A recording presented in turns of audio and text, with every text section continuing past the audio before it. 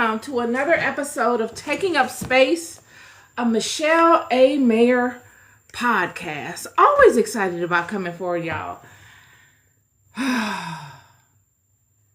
Today's no different. I got a conversation that I want to share with you all today. I was thinking of this because of what was birthed from my day today. I had a full day today, and I had some conversations with people, and I was talking about some things towards the end of my day with a young lady about some past versions of my life. You know, I always want to come on and be as authentic as I can be with y'all. Friend, I am not afraid to tell you my experiences in life that have led me to this junction, only if I feel like they are beneficial. Some stuff just don't matter. But some stuff that I can convey to you does. And those are the things that I'm willing to share. I was speaking with a young lady today about past experiences of my life. We were talking about crystals and all kinds of different things associated with crystals. And I was telling her that there was a season in my life where I was looking to sell crystals. I don't know if y'all know this or not. I was looking to sell crystals and candles and all kinds of different items that you would find in like a metaphysical store. I was looking to do that. And, you know, God had a different plan for me. As I've said many times in past podcasts, I never would have thought that I'd be the girl up here doing Bible studies, y'all. And not in a million years could you have ever convinced me that I would be on here speaking to biblical truths only, and leading with them on podcasts, Sunday services, Bible studies. You couldn't have convinced me. Not that I did not love God, not that I did not believe in the words that are written within the pages of my Bible. All of the above I aligned to. It was just that I was on the fence. I was like what many people in life experience. I had grown up reading my Bible. I didn't come from a group of people. My parents weren't church goers like, you know, every day of the week we went to church and every Sunday we went to church. Surely we tried to make it as much as we could. And it was a very big focal point in our life. But I don't come from the Bible Belt. I don't come from a devoutly religious family. So I never had aspirations to be a preacher or a pastor or a deacon or a deaconess or whatever you call the women in the church. I never wanted to be a first lady. I never had, you know, any desire for any of that, even though I honored it and I knew that it was a worthy thing to align to. But I got to a place in my life where I experienced some really traumatic things at the hand of what people would call witches. I was introduced to the world of spirituality by way of being on the receiving end of witchcraft. Me being affected by it showed me its power. And because I didn't have an answer to it, because God didn't come and save the day for me and bail me out of it and lift me up out of the miry clay and out of the pits that I was thrown in by the witches and the warlocks and the sorcerers of my life. And because I didn't have anybody that I could call upon to assist me, because if I did, they would say, oh, you're blaming everything on the devil, or, oh, you're just blaming your problems on something else. Nobody would ever believe me. Yet I knew what I was experiencing regardless. And because I was on the receiving end of such, I was exposed to another level of spirit. I was introduced to the world of spirit through activity. out of need, I was introduced to the word of spirit, not religion, but spirit. You see, the people that I was dealing with, surely a lot of them went to church on Sundays. They'd be the main one there on Sunday going to church, putting ashes on their head, honoring all of the holy days. You name it, they're a part of it. But at night, she turned into somebody else. And then there were those that didn't go to church on Sunday. They didn't want no parts in church. They thought church was ridiculous. They laughed at people that went to church and thought of them as weak and misled. And I was attacked by all of them. Friend, I'm telling you, when I tell you, it doesn't even matter. I could spend all day on it and it wouldn't matter. The bottom line is that I was thinking of this today because I was talking to a young lady about crystals. And she said, wow, well, why don't you indulge or sell or market those things now? Why don't you capitalize on them now? And I said, because I'm on a different path. God chose something different for me. The plan that I had, not to betray God, but to allow me flexibility, God said wasn't the path for me. You see, I made a conscientious decision not to present myself in a religious way as if the church would accept somebody like me. Even though I hadn't done nothing to nobody. I wasn't out here working spiritual wickedness against people. I just had fascinations for God. I just wanted to know, what are these people over here doing? I grew up in a very cultural environment. What are these groups of people in these cultural environments doing that are not going to church on Sunday? How do they align to God? What is the connectivity between these people and what they practice and what the people in the church practice? What are the distinguishing differences that separate these two? And how do I discern this? I would be like the prodigal son. I would leave my father's house intentionally and go on a monumental journey of self-discovery. Intentionally. Because I had been exposed to things that had robbed me. I felt I was defenseless to it. There was no pastor that I could go to that could actually give me a step-by-step, play-by-play as to how to navigate those environments. They never experienced it.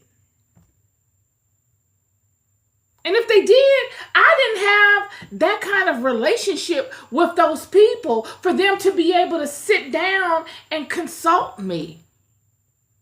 I wasn't going to church like that.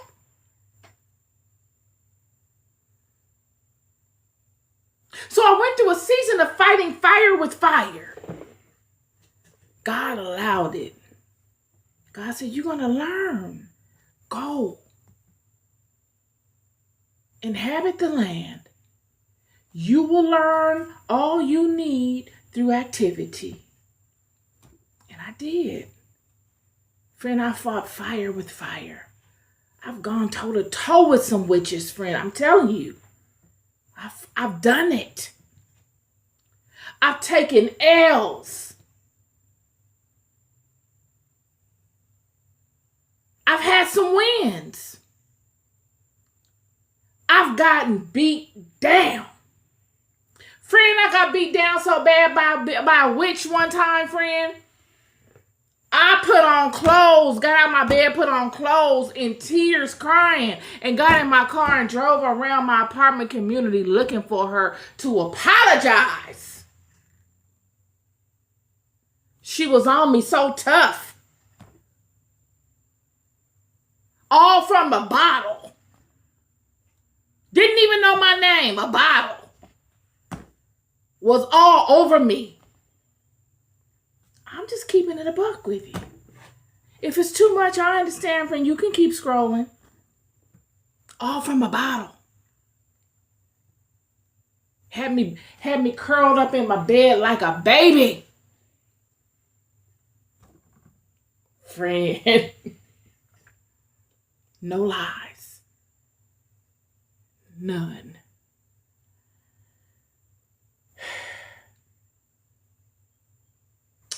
And when you come in and out of things like that,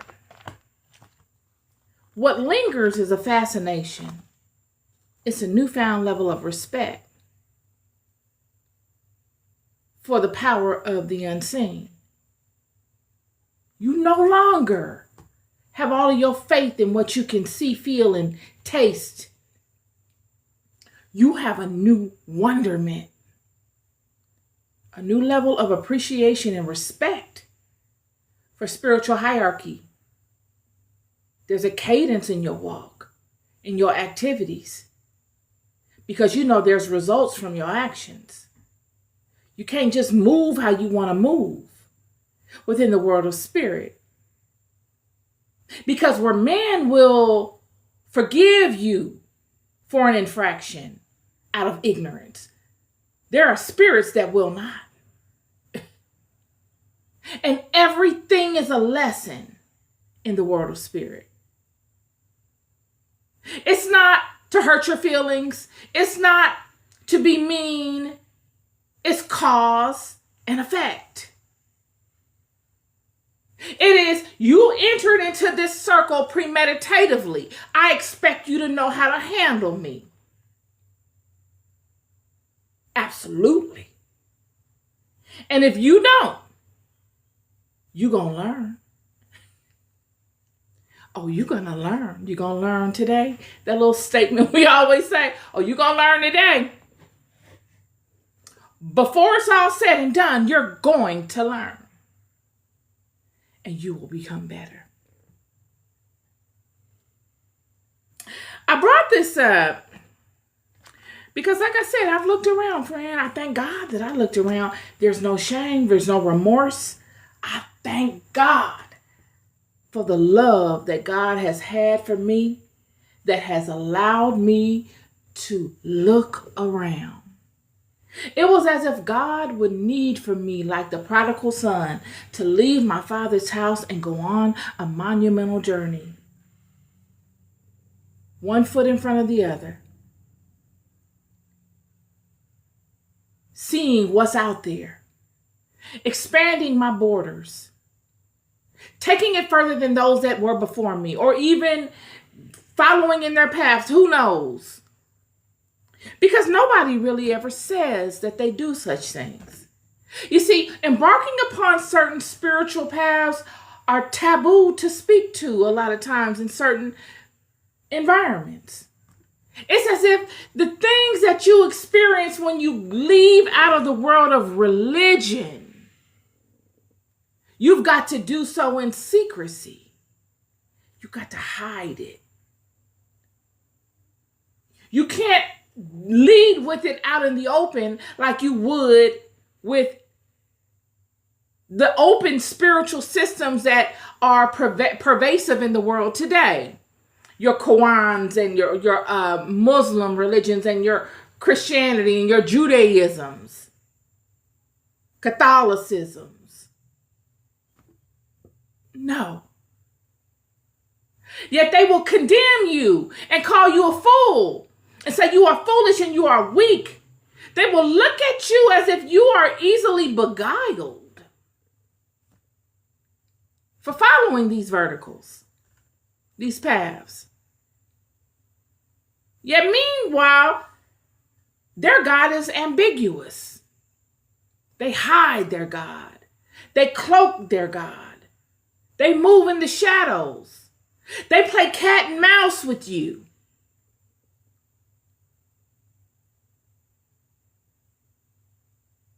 It's as if they're always looking to try to outsmart you. It's always this deceptive quality going on. Ain't it? Let's keep it for real. It's always this deceptive quality going on where they want to see if you're smart enough, wise enough to figure out what exactly they align to, because they'll never say it. It's as if they use ambiguity, subtlety as a cloak to hide the fact that sometimes they're ashamed to tell you what they align to, friend. They're embarrassed sometimes. Other times, they're just downright afraid. They need as much ambiguity as possible because they don't ever want you to figure it out. Because you figuring it out aligned to real power means their demise. They've always got to keep this level of deceptiveness going on. But they'll showboat it and showcase it as if it's wisdom. Oh, you're not as wise as me. You think I'm this, but I'm really that. That type of stuff. The prodigal son would go on a journey, like many of you and myself, and seeing these things for what they are. The ambiguity, the subtlety, the act is what leads you away from your father's house to them. You're like, it must be something going on over here. I'm missing out. Let me leave this alone and go on over here and check this out. You go over there and you check it out and you're like, after a while, you say, okay, these are some commonalities here. Cousins, aunties, uncles to what I got going on back over here at my father's house. They just do it a little differently. Yet my father's house is no less. Actually, my father's house has more organization. I find more safety, consistency, stability back home at my father's house. At my father's house, I'm openly loved, openly supported. I'm always welcome. I don't have to come with anything. I just come as I am. But in order to reside within my Father's kingdom, in order to live within my Father's house, I've got to abide by my Father's rules. Or else I got to step outside of my Father's house. It's kind of like that. It's what I've noticed. It's exactly like that. Within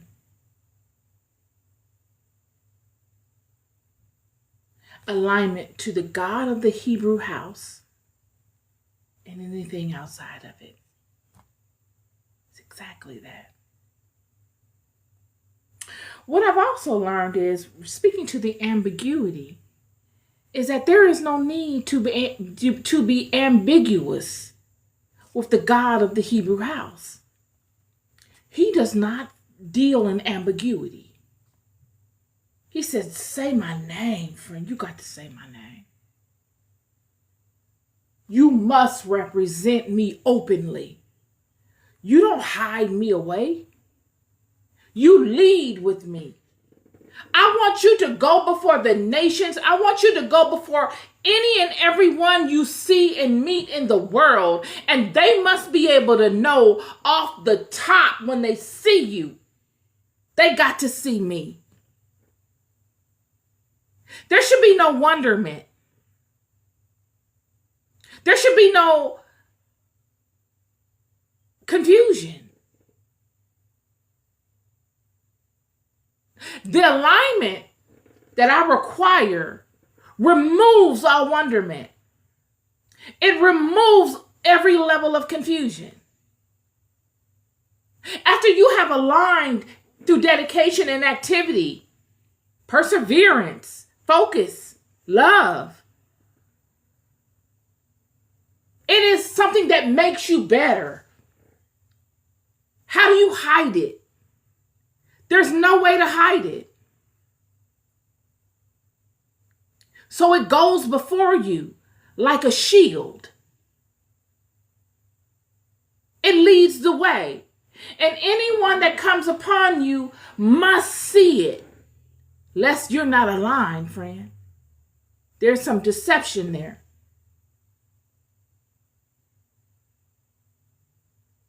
Whereas with those that don't align, there's tons of ambiguity. You spend all day long going back and forth. What exactly are you aligned to? Oh, I do this. Oh, I do that. When you get down to it, it's no power. It's a philosophy that holds no power. It's a philosophy a lot of times that holds you in a specific stasis as long as there's no strong winds occurring. In normal circumstances, it'll hold you. It's a wonderful philosophy at times of peace and stability. But you let them winds pick up. Friend, you let, like Elijah saw, that sky turn dark and the rain start falling.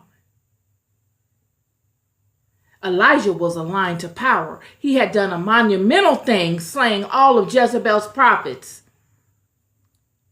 No one could ever question Elijah's alignment to the power of God. This is God's monumental, mighty prophet in the earth. Yet when he saw the sky turn black and it began to rain, scripture, like I said that Elijah outran the king of the nation's chariot to get away from the rain and the blackness of the sky. This is God's monumental prophet. You talk about somebody anointed?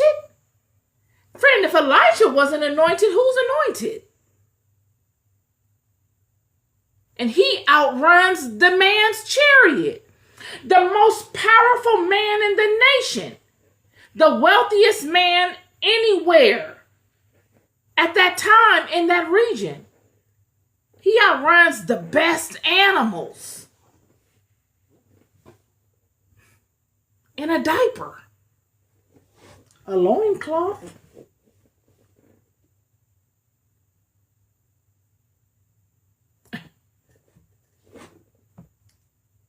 Friend, I bring this up because I led earlier in my Hey Friend episode about the Truman Show. It's on my spirit. And how many of you give the producers, those behind the thought process of putting together something similar to the movie The Truman Show. You know, you see on social media people talking about this Truman Show and how people are a part of a Truman Show and all this kind of stuff. And how we give them so much power. And I'm not taking anything away from them. I'm sure they are powerful. You've got to be able to pull together such a production. You've got to be powerful. So it's nothing negating worldly abilities. That'd be foolish and ignorant. But what I need for you to focus on is a bigger picture. it be, this is a hypothetical, that this Truman Show, all these different ideas we have going on about the Truman Show, that this Truman Show theory that has been condensed down into a flattened physical manifestation of such a theory and implemented in life has been done so because they need help.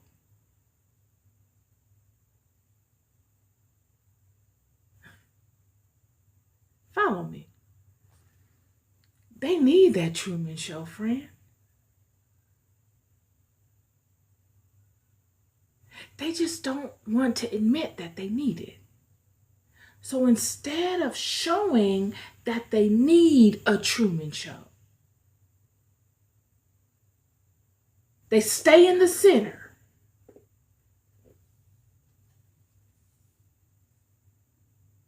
And they cast projections, layers, on top of this truth, buffering it with projections so that they stay in the center, a centralized seat of authority and power, all the while getting their needs met. What needs would they need to get met? Just like the Hunger Games and all of these different ideologies surrounding vetting the best of the best and all of this type of stuff. What is the main purpose of such things?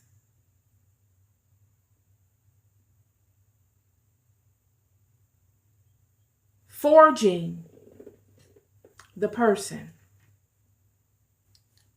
Forcing the person or persons to tap into potential, things that are already within them that they never would have had they stayed lost in the distractions that everybody else is lost in.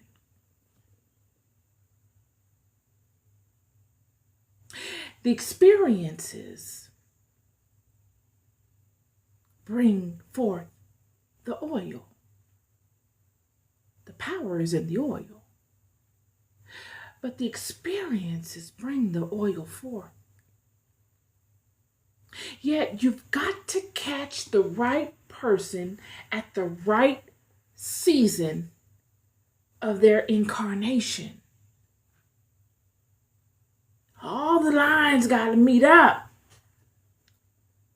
for it to work. You cannot manufacture it. And it's only brought forward through circumstances, things you face, challenges.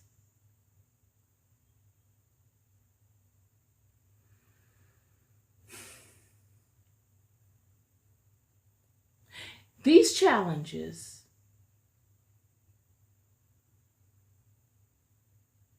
when posed in front of the right individuals, lead them to levels of greatness that you just don't see. They are completely uncommon. Completely. And they will try with everything that they have to stay common in some form while being completely uncommon. Because there's no one else within their reach that shares the same attributes that they would have elevated to because of the strangeness of the circumstances that they have overcome.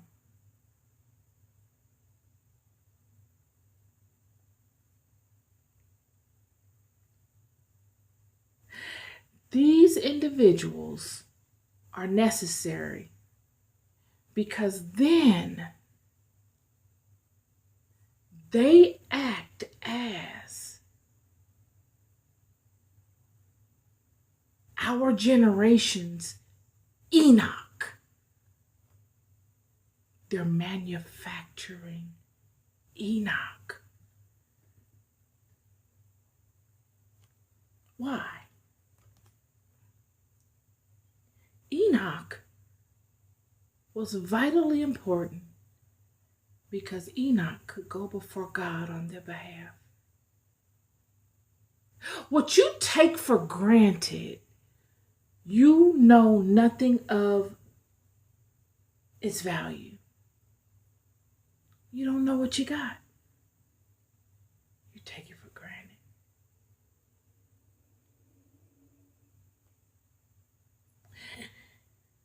Yet they know, because they don't have it. They can't go before God for nothing. Nothing. They can't condemn you for anything. You condemn you on their behalf.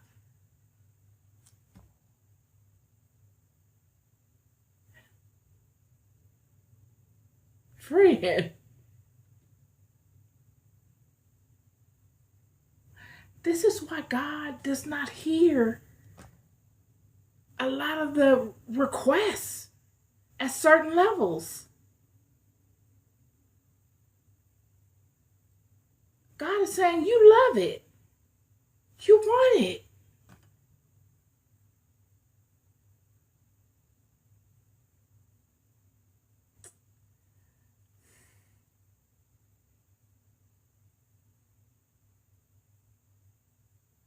Yet they manufacture an Enoch because they need it. They hate that they need it though, but they do need it. A lot of times we look at one another, even those that are wiser than one another at certain levels or in certain ways, as being completely separate from us. Friend, we all neck to neck.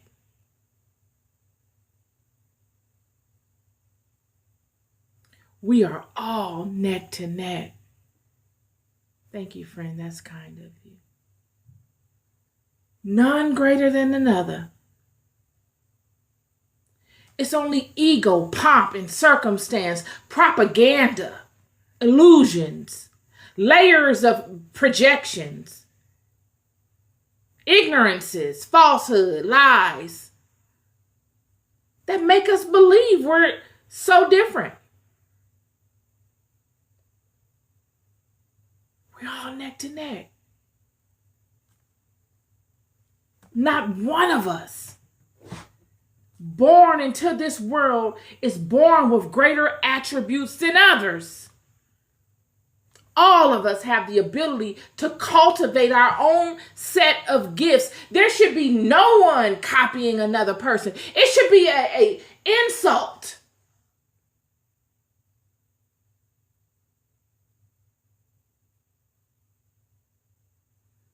Each and every one of us are born with our own set of unique attributes and gifts that need to be cultivated through time, so that once we reach a certain level in our existence, they flower out beautifully. Friend, scripture says my lines have fallen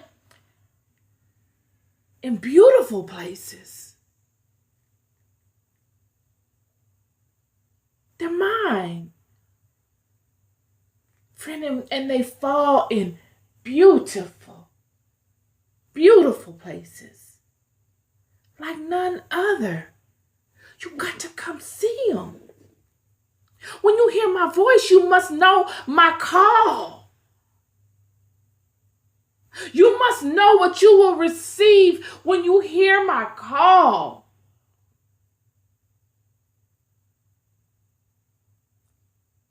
Because my lines, friend, they fall in the most beautiful,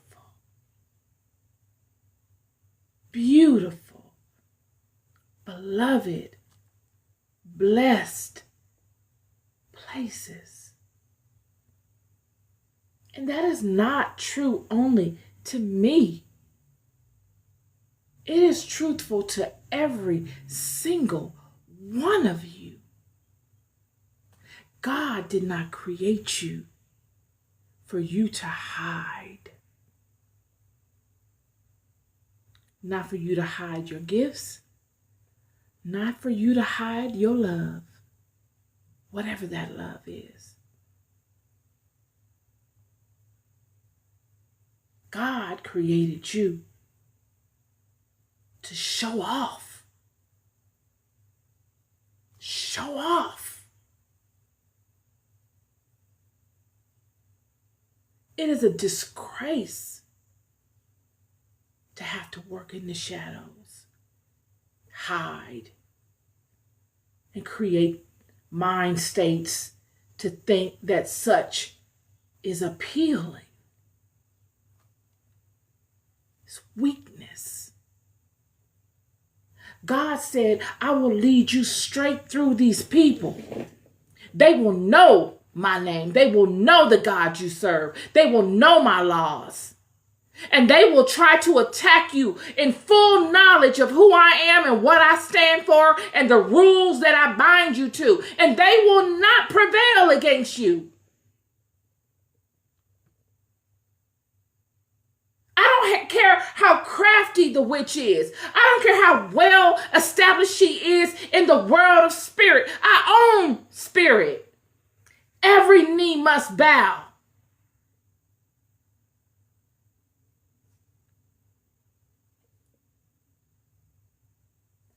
This is what made it so monumental. Friend, this is what made all the promises so endearing. Friend, when God says all of these things are yours forever, this is what made it just, those that were not a part of her somewhere, I don't want to hear it. It's terrible to them. This is a level of permanence that you don't see it nowhere. Who can bestow such things? As if they're nothing. And you would rather forsake that to go and hide?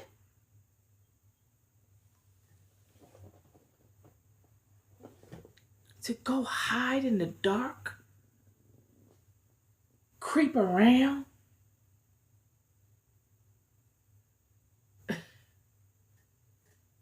You deserve whatever you get.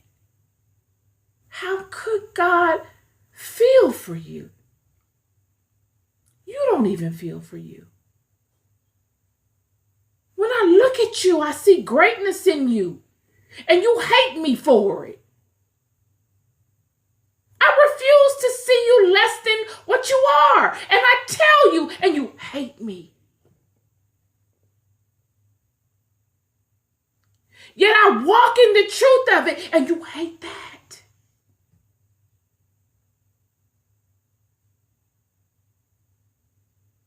Manufacturing Enoch. Manufacturing Enoch. Creating difficulties and hardships for others to overcome to create Enoch.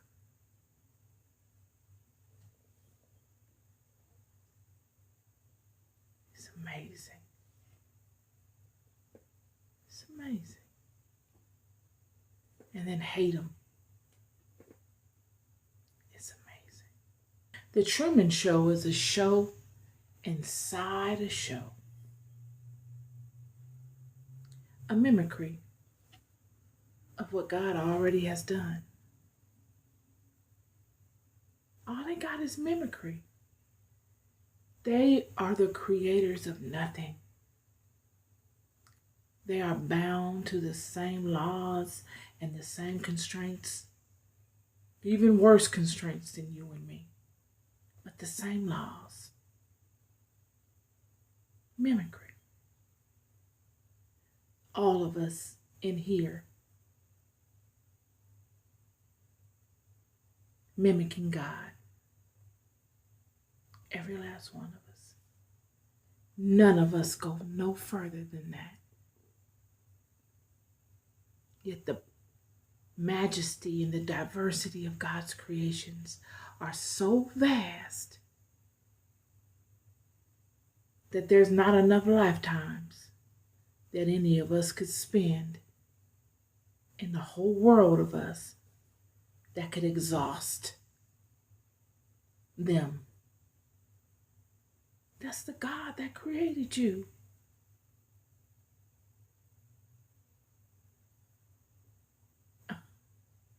That's you all day. That is your portion. You are in the image of him, in the likeness. Little mini representations of it. Why would you want to hide? Why would you feel the need to be ashamed of that which you honor? Why do you feel like you got to wait for everybody to leave for you to feel strong? Why do you feel as if you've got to go and sneak behind people and get aspects of them so you can go home or go around to whoever you lean on and that you think is God, to create change in your life by using aspects of people in the darkness? I'm here to tell you that there are people in this life that you do those things to, and that act that you think you're going to do to either bring harm upon those people or to bring lack upon those people or to control those people, those acts that you do in the dark, in deception, are gonna bind you. You ain't doing nothing but binding yourself. You might as well just be looking at yourself in the mirror, binding your own self, cursing your own self. That's the majesty of God and how God protects and covers his beloved. God allowed the children to move openly by making a name amongst the nations and showing them that they are his, because he knew all of these people would try them. And one by one, he laid them down, one after the next, in peculiar ways. This is why God said, you are a peculiar people. Peculiar. Friend, you strange. And God likes it.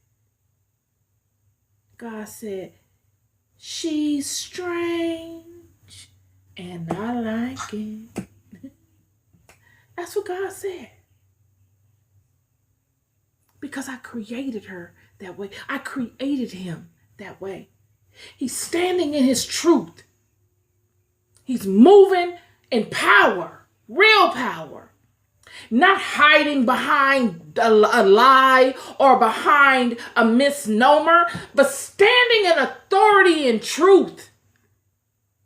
Moving in power.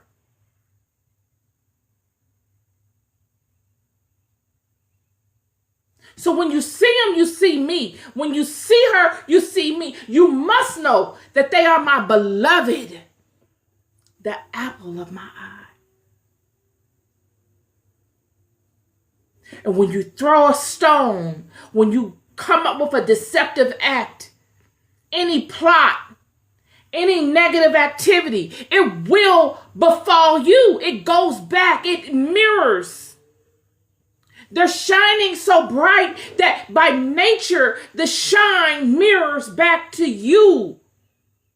What you send to them. The majestic nature of God, friend. majesty, friend, line by line. This is my word to you today. Oh, we. Oh, we.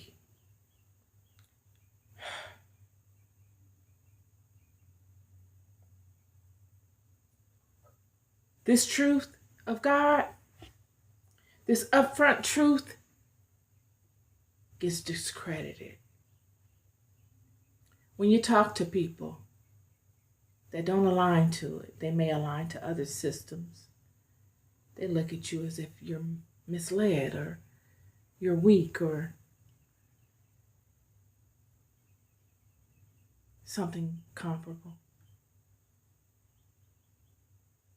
Friend, I'm here to tell you. You just haven't gone full circle with it yet.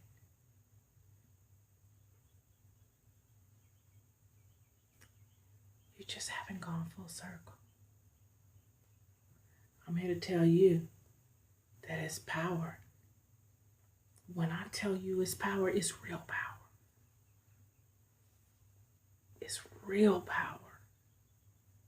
And it's not any kind of power. It's not unstable. That's the thing. It is the most consistent, stable, all-encompassing friend, consciously intelligent. This is intelligence. Oh my goodness, friend, when I tell you. Love is not strong enough of a word.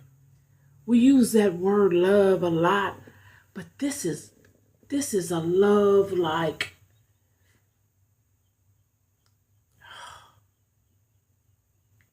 the fullness of everything that love is. This is that. The fullness.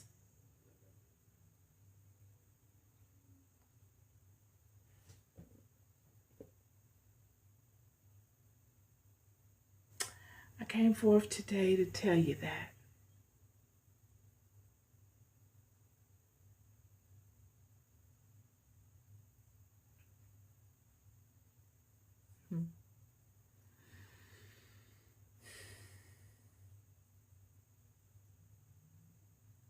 Your Truman shows and all these things that we talk about, they needed them. It's their way of crying out and saying, I need it. It's their way of coming and saying, where you at? Where you at? Where you at? It's their way of being a lighthouse in a vast sea, looking in the night for any sign. It is that. Think of it that way when you view it, because that is exactly what it is. And in the process, they lead one to the highest levels of themselves in the hope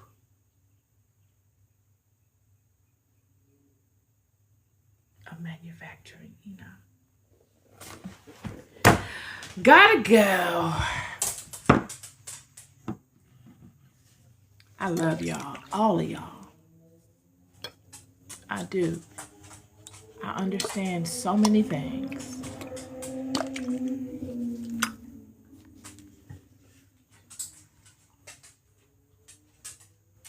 You are loved more than you'll ever know.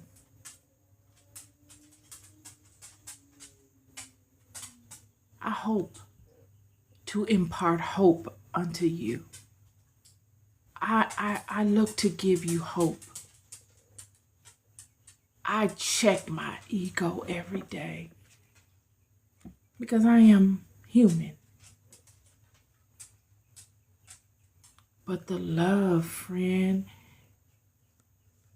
even those that have transgressed the laws of God and the will of God, and those that come from that line of those that have done such, and that befall the punishment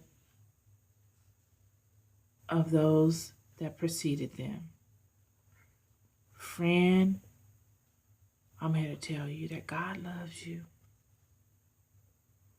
I know many will not agree and want me to say that God don't, but I can't. I can't say that. I would be lying. And God ain't led me this far to lie.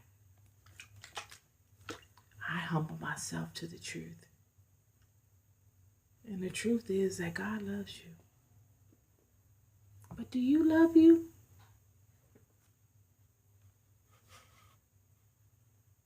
In all of your wisdom.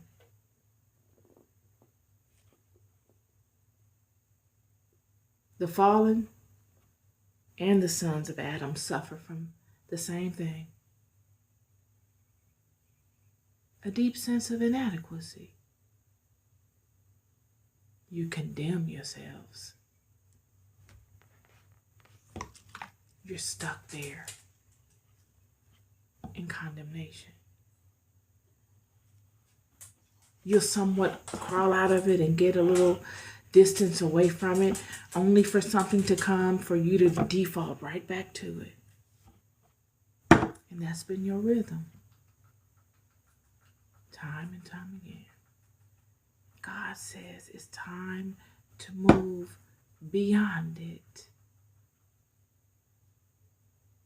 Try. Where is your hope?